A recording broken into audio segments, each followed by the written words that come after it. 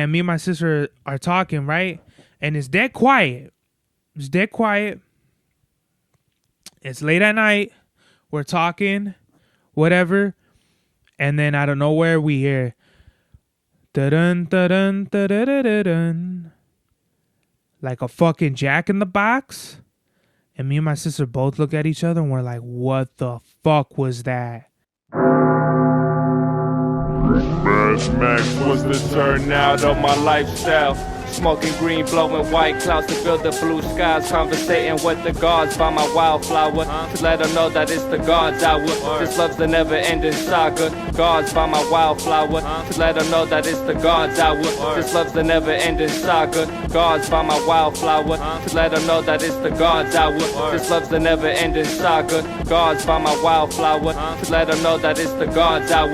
This love's the never-ending saga. Walk through the sands of times like Gara. On the other side of that gad is karma. You wet Prada, the devil like inside your box now. While the angels fly over my headstone.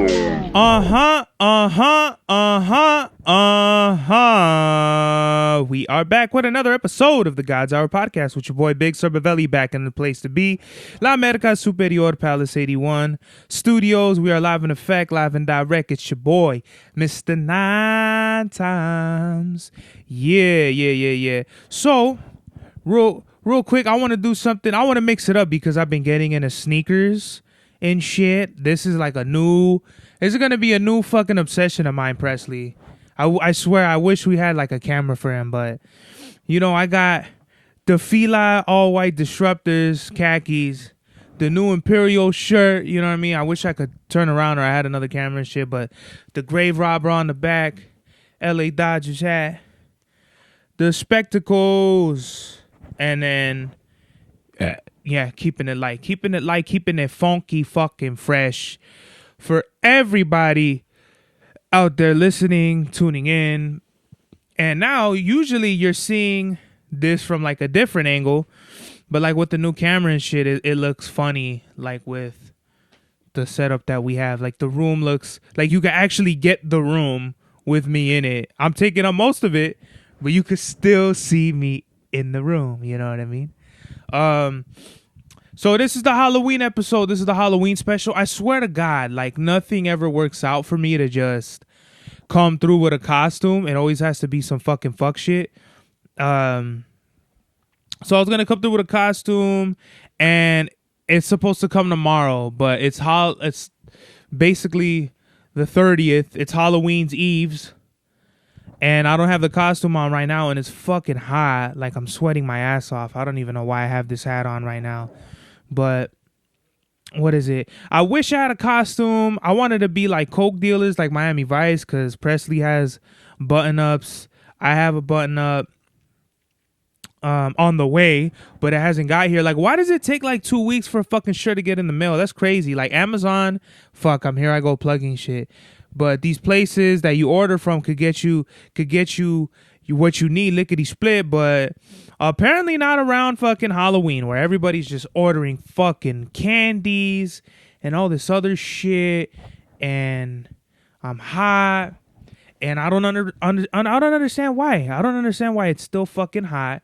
It's like Halloween, but like only in my room. Only in my room is it always fucking hot. Let it be some other room or some other shit like that, or downstairs. It's like it'll be cold where I could actually wear pants and shit like that. But no, in my room, it's always hotter than a fuck up in here. And I don't know why. It's bullshit. But it's the Halloween episode. So going back to the candies, the GOAT candies of all time, they have to be either Twix, Snickers, or Kit Kat. And this is like the only time I'm ever going to shout out other brands, hopefully, until they get to cut the fucking check. Halloween is always free promotion for these assholes, but let it be some other holiday and nobody gets nothing out of that. I don't know. It's definitely Snickers, Kit Kat. What'd I say? Snickers, Kit Kat, and Twix. Then after that, it'd probably be... actually, Mr. Goodbar. Fuck. The wild card of candies has to be Milky Way, right? The dark one, the midnight one, though. uh Payday and Mr. Goodbar. Those are like the I feel like the unappreciated ones that don't get the respect out here. The ones that like I see floating around that I never really cared for. 100 Grand is cool, but it's like I'm not excited about it. Baby Ruth or is it Baby Ruth or Babe Ruth? Whatever it is, that's cool, but it's no sliced enchiladas. What else is there? Three Musketeers is cool, but it's not, doesn't make me jump out of my seat. Whatever it is, I think Halloween is kind of like an overrated holiday. You see chicks out here that are all in a Halloween, and it'd be like the low key goth chicks. There's a lot of bad goth mommies out there that be into like the Halloween shit. But when it comes into like you have tattoos of shovels and pickaxes on you or like stitches, it's like why? That's super. It's always been super weird to me why girls they go like I understand if you're into that, like that's your aesthetic or whatever, but to actually go into some of that shit with the tattoos is kind of crazy to me, bro. Kind of crazy. I'm not gonna fucking lie.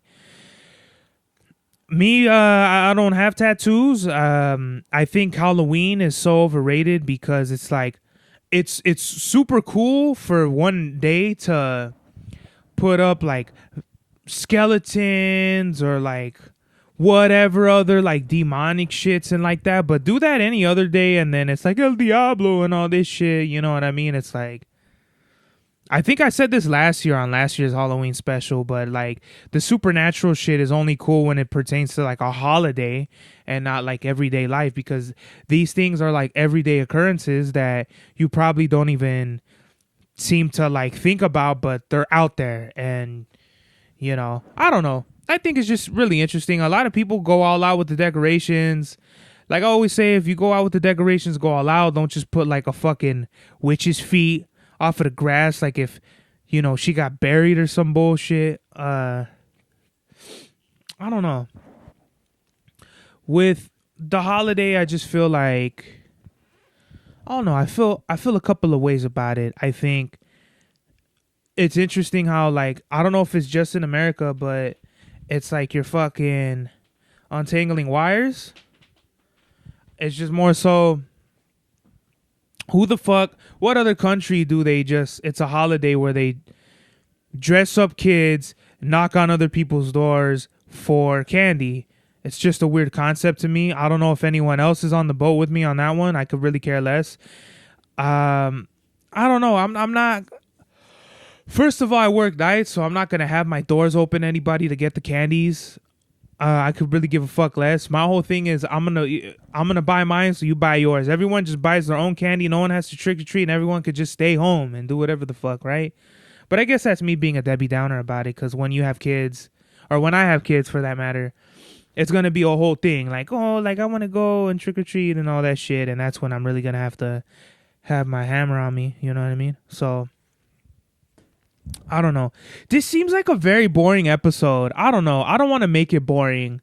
I didn't really have like a whole bunch of shit to say. I had like a whole nother topic of episodes to do.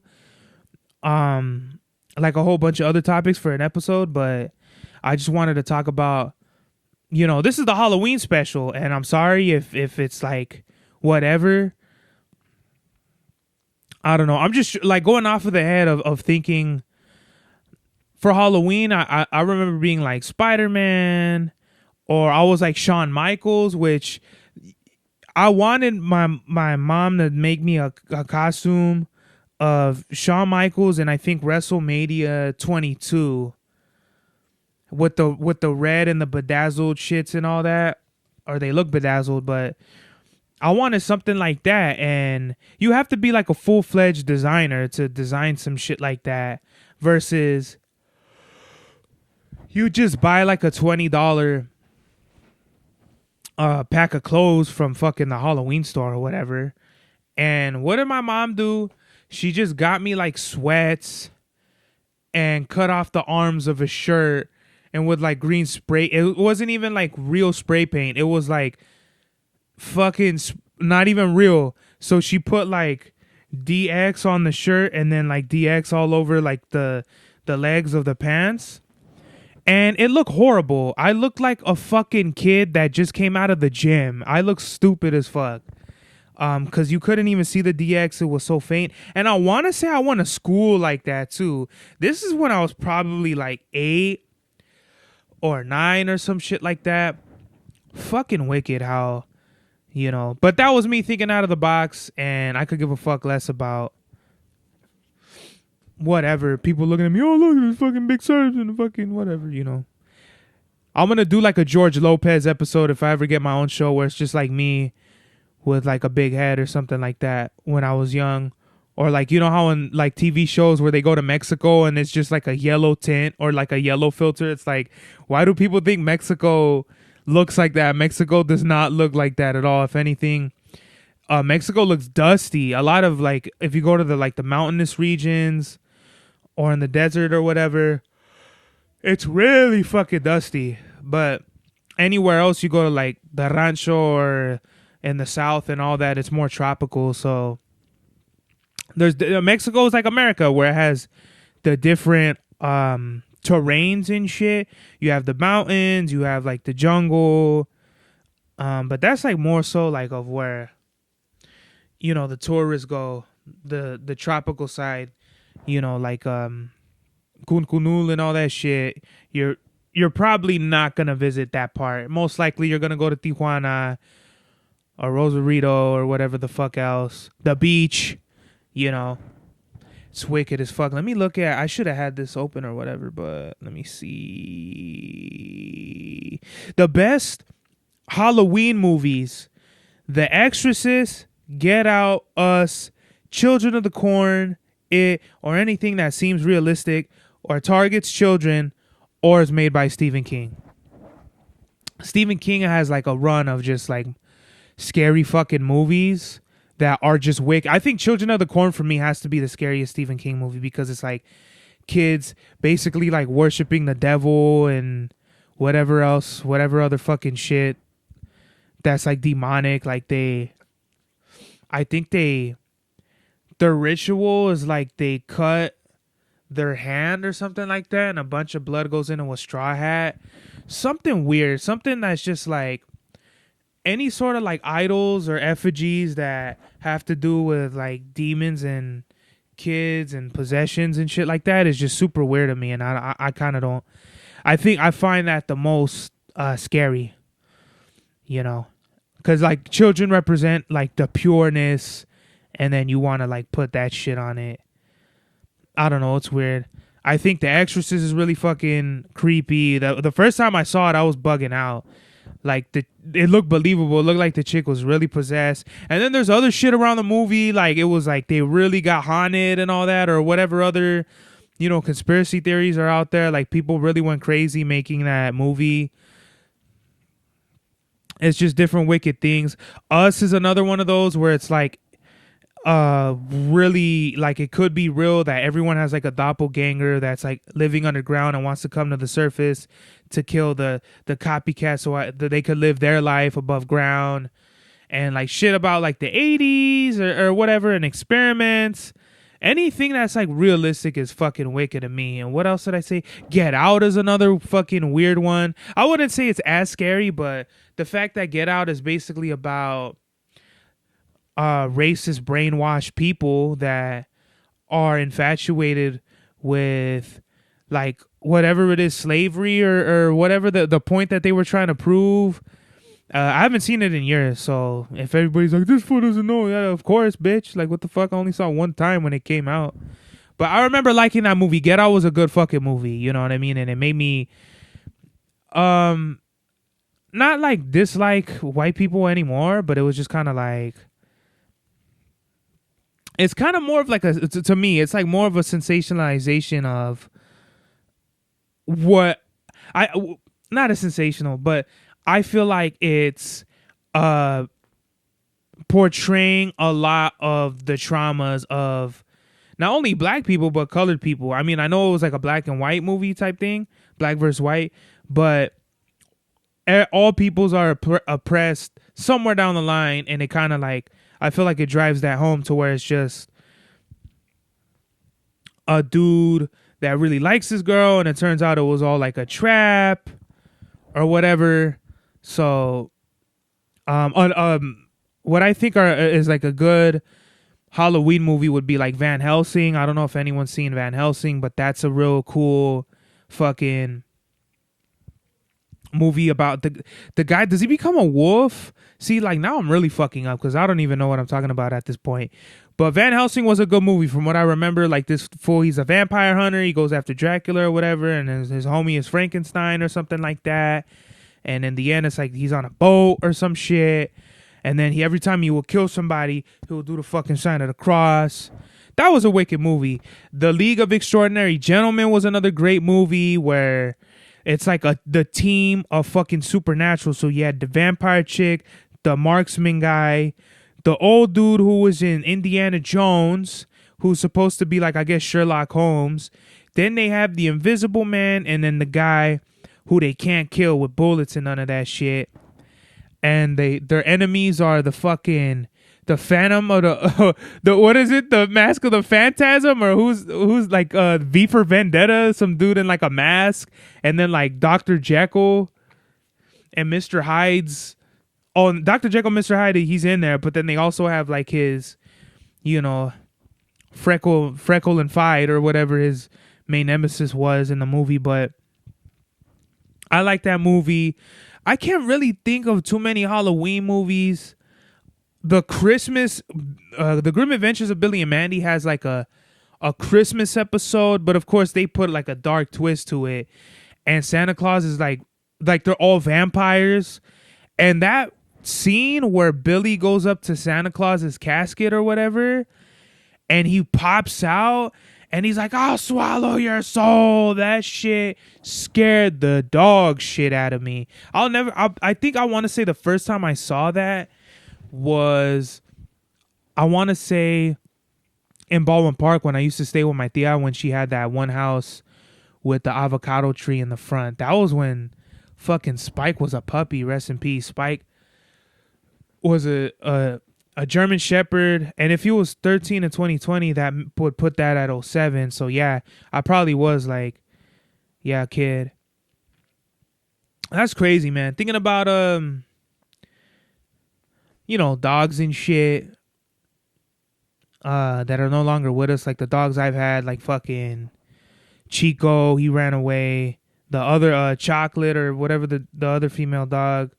This is when I was like a baby, like when they first got the house type shit.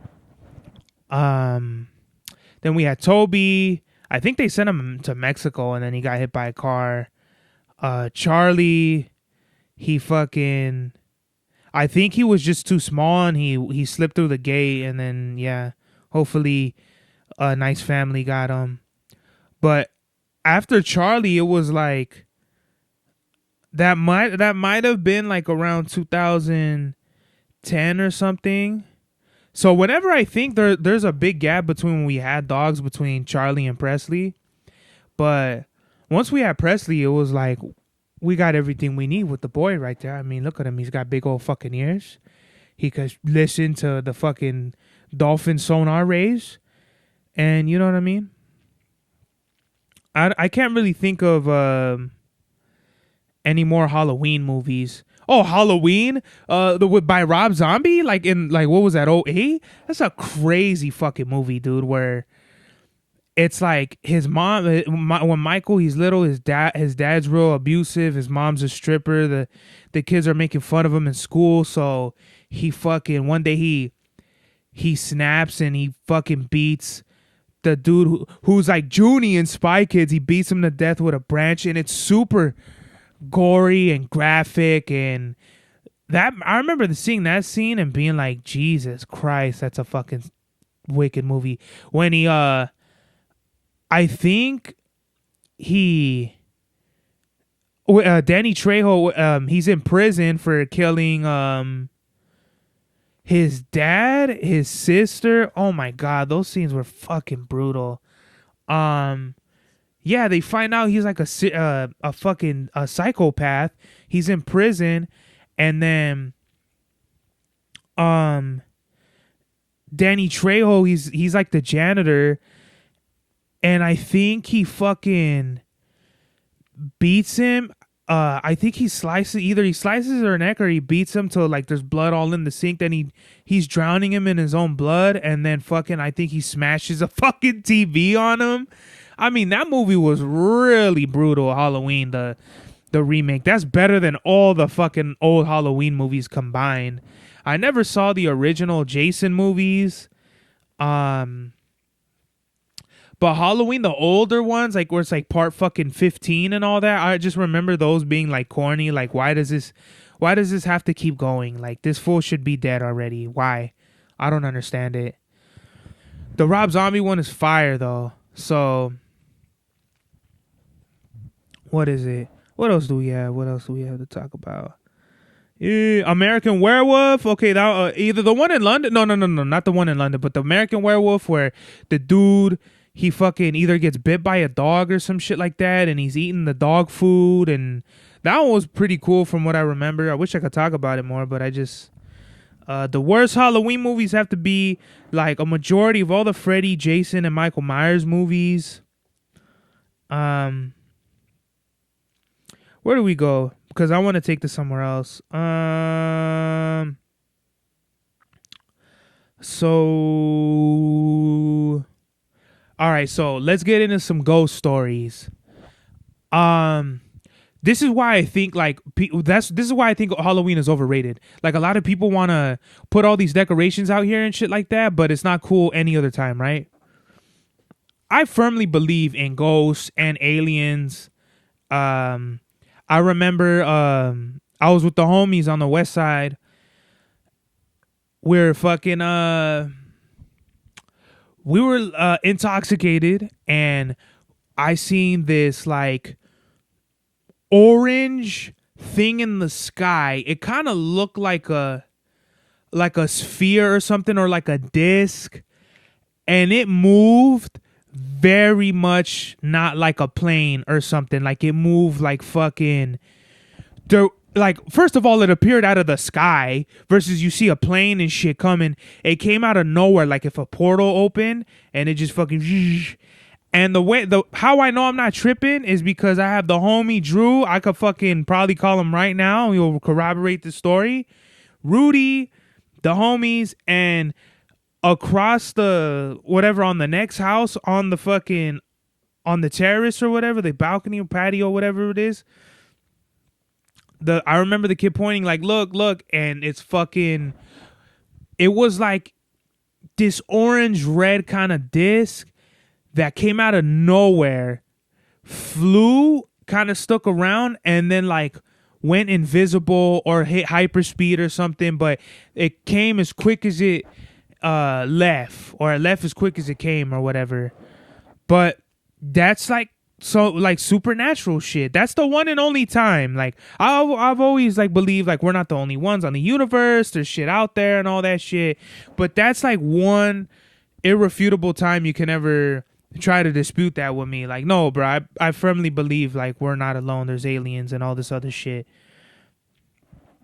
With ghosts though, I felt like my grandma at her house, the big house, it always had ghosts or things like that. And I know my grandma, she's like half a bruja and shit. She's not one of those, you know, she's doing rituals every day, but I've seen her do her shit.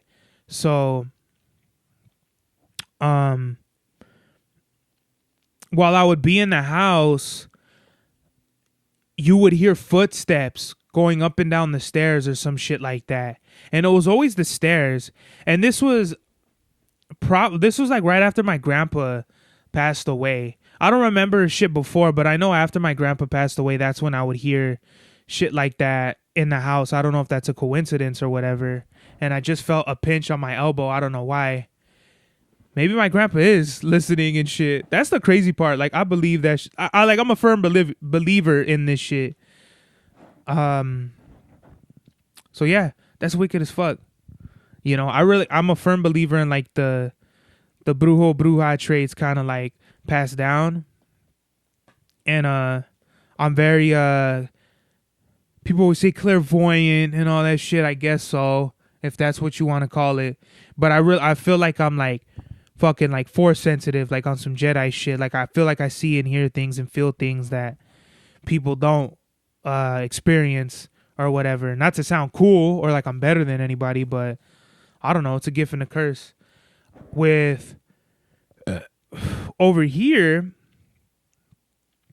I hear like people in like my parents' room, or I hear somebody like walking around in my parents' room, and it's always whenever my parents leave that it's always some shit about to go down. I remember we heard like knocking on like the garage door. That's happened like once or twice where we're kicking it and we hear like a knock on the garage door. You know, who the fuck is going to come in from the garage? Like, you can't come in. Like, we have all the doors from the outside locked. There's no way you could get in. But there's a knock on the garage door. Just different shit. I remember Presley barking at the front door, but a dog or a cat could have been out there or whatever. But I don't know. I remember it was like 2 a.m. and Presley was just barking at the front door. So I went to go look outside and there was nobody. Like there was, I don't know. That could have been a cat or something because he's really crazy about cats and shit. He really doesn't like them. He'll start barking and going crazy. So we could chop that up to just cats. One story though that I know for a fact will fucking get your fucking boots in a shiver. Me and my sister, we were talking in the kitchen, and we have the computer room downstairs, which is like just any other room now, like a bedroom now. But before it was like a computer room, so it was just like, you know, computer documents, whatever, yada yada yada. And me and my sister are talking, right? And it's dead quiet. It's dead quiet. It's late at night. We're talking, whatever. And then out of nowhere, we hear da-dun, da-dun, da-da-da-da-dun, like a fucking Jack in the Box. And me and my sister both look at each other and we're like, what the fuck was that? And I think we fucking jammed. I think we went upstairs or whatever the fuck. Like, that's like going back to the alien story. That's one story where you can't convince me like there's no spirits or ghosts or no shit like that. I'll never forget when I was staying with my grandma and I was asleep on the couch and I woke up and I thought I saw a face like in my face, like I'm sleeping. And it just looked like if somebody went up to my face. Scared the shit out of me. I don't know fucking why. I don't know who. I don't know how. One of the craziest fucking experiences of my life. So these ghost stories are real, man. I just firmly believe in a lot of things, good and bad. It's not like I'm a fucking paranormal out there, but this shit is real. And the fact that it's a holiday for it is kind of weird. You know what I mean? Like that'd be like if everyone knows about peanut butter jelly sandwiches. What if one day, just pick a day, Thanksgiving, everyone just starts making peanut butter jelly sandwiches and starts putting them in their front yard and ornaments and things like that, posters. You'd be like, what the fuck is this fool doing with all these PB&J sandwiches? You know what I mean? I don't know. IDK, bruh. Let me see. All right. So not only is it 3 years of me being sober, but it's also 3 years of the podcast, which is like, it's crazy to me how life goes. Just gonna go to like being like sober and shit. I was just talking with Santi about this. It's not hard. I usually always come like with like one drug story or something like that. So when I saw Conway the Machine and Benny the Butcher and Crenshaw, like this is like 420, and then Nipsey Hussle had been murdered on the 31st of that March. I think it was March 31st or something like that. It was the end of March. I remember LA was in like a weird funk. Like you could just tell like people were like really sad, because Nipsey had did so much for the community and he was like a pillar. And it was like the same thing when Kobe died. Like everyone in LA, there's two murals, I always say this, like that are in LA that never get wrote over, and it's Kobe and Nipsey Hussle, because they were like iconic legends of the culture. And for different reasons too. Like Nipsey, you could understand why, because he was like an activist. He was real active in his community, and he was just real like for doing good business. Kobe was really just a basketball player for the Lakers.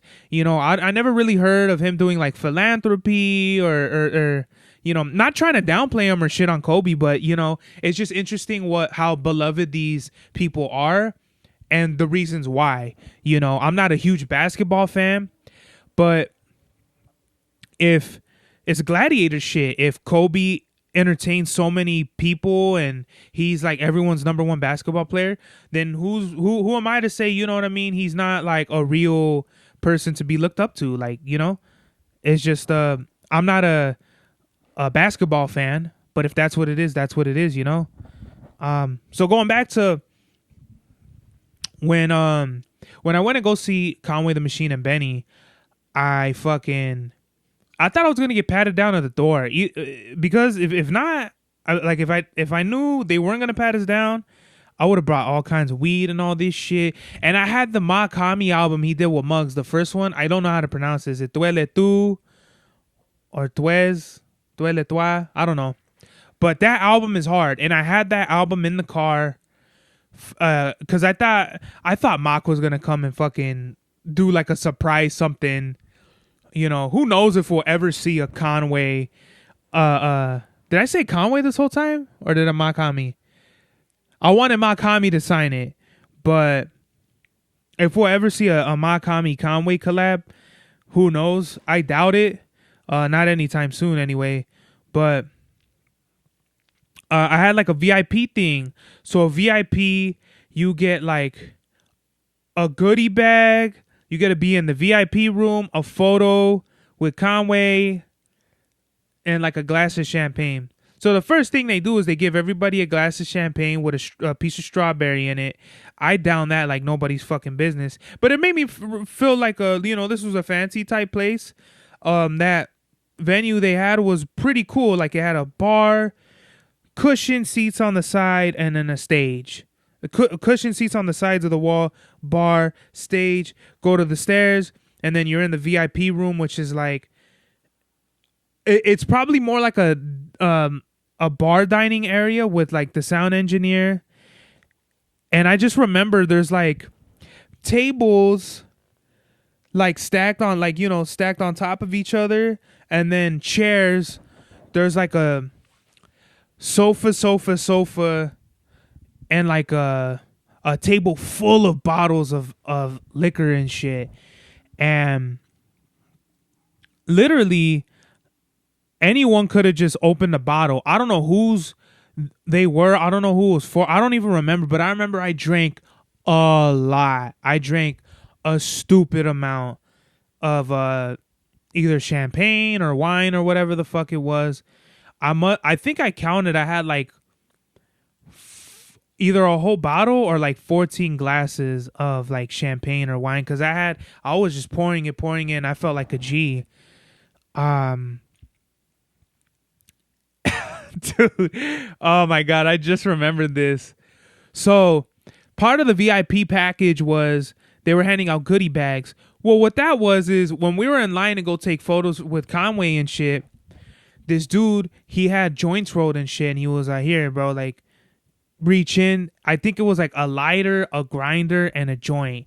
And that's what everybody got, or something like that. Something like real what they do in dispensaries, So, or maybe I took 2 joints, something like that. I remember putting one in my ear and then, one, or maybe I had them both in my ear. But I remember I took a photo with Conway. I was sitting with Keisha Plum, and I had a picture taken with Keisha Plum too, and we're all chilling. And Conway looked really like, I don't know if he was getting anxiety or something like that. I don't want to say he was scared, but he just looked like he looked like he was in distress or some shit like that, huh, Presley? But I told him, I was like, "You're good, bro." I don't know if it was like with the whole Nipsey passing or whatever, but I told him, like, just to cheer him up, I'm like, "Yo, bro, you're good. Like, don't worry about it. Like, just go up there and kill that shit." Like, I was basically like, in my head, I'm like, ain't nobody gonna do no stupid shit to fucking Conway, because they came through with, like, they look like street dudes, like, all, like, you know, when you see rappers and shit, it's usually them with all their jewelry and their homies, like, they look dusty or whatever. No, all him and his whole entourage look like they had money. So I don't know if they were D-boys or he pulled up with official Tissue Street dudes. I don't know what it is. I don't want to implicate anybody or imply anything. But I was just telling Khan, like, yo, you're good. Like, don't even worry about it. He asked me if I had a blunt or a cigar, and I told him, I was like, no, but I think I told him I had papers or some shit like that. He was like, don't worry, I'm going to have the homie go to the store. I was like, okay, well, fuck it. So should I tell the whole story? I'm pretty much telling the whole story, so I might as well, because I'll never talk about this shit again, because I've told bits and pieces of this around. But I guess we could just talk about it. So while we're all chilling and shit, Conway went to go. I think he like went away, like left the room or whatever. So I want to say Dirty Diggs was there too. There was a few people. Rest in peace, DJ Shay. I'll never forget. He was sitting like on the opposite side. Like, I'm on a chair, and he's sitting on the opposite side of me with the sofa, and he's just looking at me like this. Like, cause I'm like West Coast to the Deaf Coast, and to like the untrained eye, I might look like a street dude or like a gangster or whatever. But like, no, like, you know, I'll never. I think I had the 997H New Balances with the LRG black socks that look horrible, cargo khaki shorts, the Griselda on steroid shirt, and that was the fit. So I look very like, I don't know, I just look like an ordinary person from around my way. But I guess if you're like from the New York or the East Coast or whatever, I guess it would imply some other shit. But I really regret not saying hi to DJ Shay. I said what's up to El Camino that night. There might have been other few people, right? But this dude, he comes in with Hus Kingpin, and Big Twins was there too. And this motherfucker, who I won't name, I had problems with him. Not really anymore, but he's just like a biter, right? And I don't know what he thought. Like, I don't know if he thought I was going to be happy to see him. This dude has issues, right? And I'm looking at him and I'm like, if I don't throw this level off of this balcony right now, it'll be a fucking miracle. But at that point, Khan and all them were already performing. I had lit the joint, I was smoking and shit. And he comes up to me and he's like, hey, you remember me? Like Benny Blanco. Like, I don't know what the fuck this was, but I'm trying not to pay attention to him. I'm like on the balcony on the second level. They're performing on the floor, and I'm looking and I'm hitting the weed. And I'm like, my whole like demeanor changed, like but I'm fucked up. Like, I don't know how many glasses of champagne I've already had, but I'm like cross-faded to the max. And this fool is like, you remember me? And I remember looking at him. No, did I even look at him? No. I'm like looking straight forward, and I just go like this. Like, he's like to the side of me, and he's like, hey, remember me? And I'm like, I'm trying to enjoy the show. So he took the hint and left. But he was with Hus Kingpin, and I didn't know if this was like some sort of like, in my head I was like all fucked up. So in my head I'm like, oh, this fool's like trying to like uh I don't know. I think I took it like all crazy, like crazier than what it was. Like I felt like he was just trying to clown on me, and so I'm fucking looking, and this dude, he's over here. Well, I think Hus Kingpin wasn't even supposed to perform, so that's what made it even more weird. I could tell that when he came through, all the Griselda was like, "What the fuck is this fool doing here?" And you could sick tell Hus like wanted to open up for them or something like that, which he did.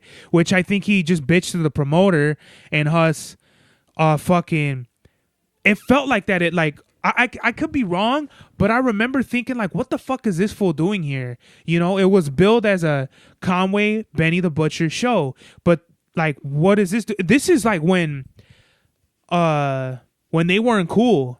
You know, they're still not cool now, but I know that they had problems like from dating back to Easter Gun Day, which is like 2016, right? This is 2019, so you could see how it's weird because Hus really has problems with Wes, and he's like, he did like 15 minutes of like, I don't know Hus Kingpin. I don't want to shit on him.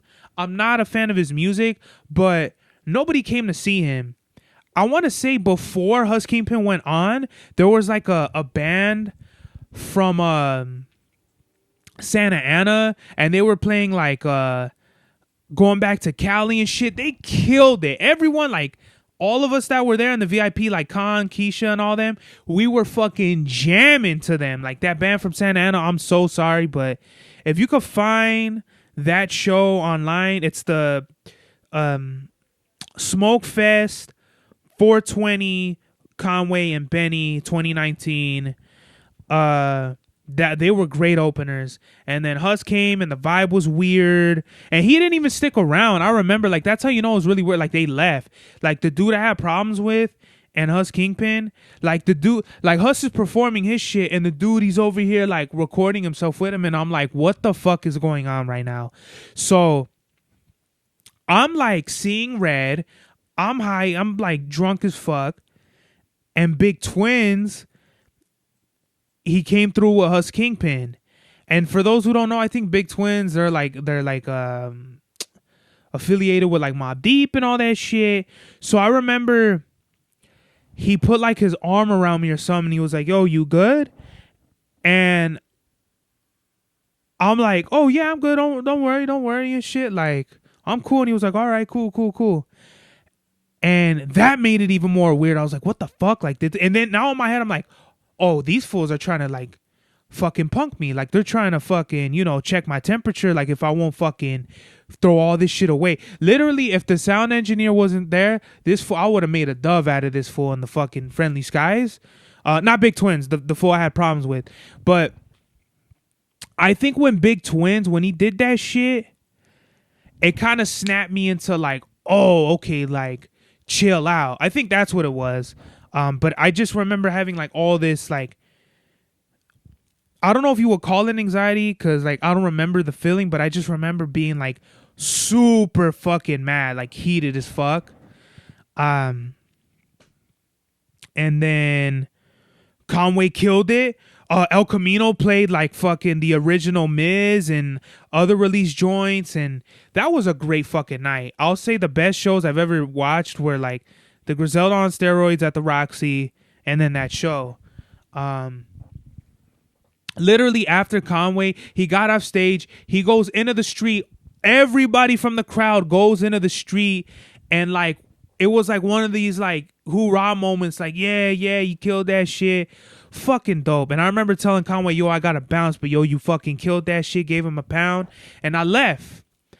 While I'm drunk and high, and I drove home from Crenshaw all the way LA to here. And, you know, my whole moral of the story is like, I didn't need to be that fucked up to have that much fun. It would have been better had I just been sober and remembered the whole shit. But, you know, I drove drunk and high, And it's not cool. It's not cool to be drunk and high or under the influence for any of that, for that matter, and be driving around, no matter how much fun you're trying to have. I don't want to preach to nobody, and I definitely am right now, but you know, my whole shit is just like, you can have fun without it. You know, you don't have to be all fucked up to have fun. Just have fun. You know, it's 3 years of me being sober. I don't miss it at all. I wish I wasn't all faded seeing, you know, whoever. But 3 years of the podcast, getting an average about like, you know, 10 plays an episode, which is cool. I'm not going to stop. You know, I could care less. I'm going to just keep going. Where this podcast is going to end up in the future, who knows? Hopefully somewhere good. Like 3 years later, I wouldn't expect me to like have like an expensive ass camera and all that shit, but it's really cool, man. Halloween is less of a giving out candy and more of like giving myself flowers for all my accomplishments for the podcast. You know, I've had Abe the Freak, MC Rules, Gustavo Luis, LV Supernova, Don Jesse, Chicano Syndicate, Prospect, Santi.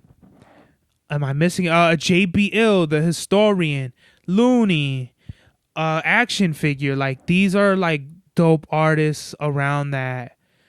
I didn't mean to like, you know, come through with a podcast and put the homies on, but like that's just what it became, and like I'm here for it. You know, I love everybody that comes on and, you know, fucking watches and leaves a like. Even if you don't leave a like in a comment, you just watch it for like 5 minutes. Like, thank you.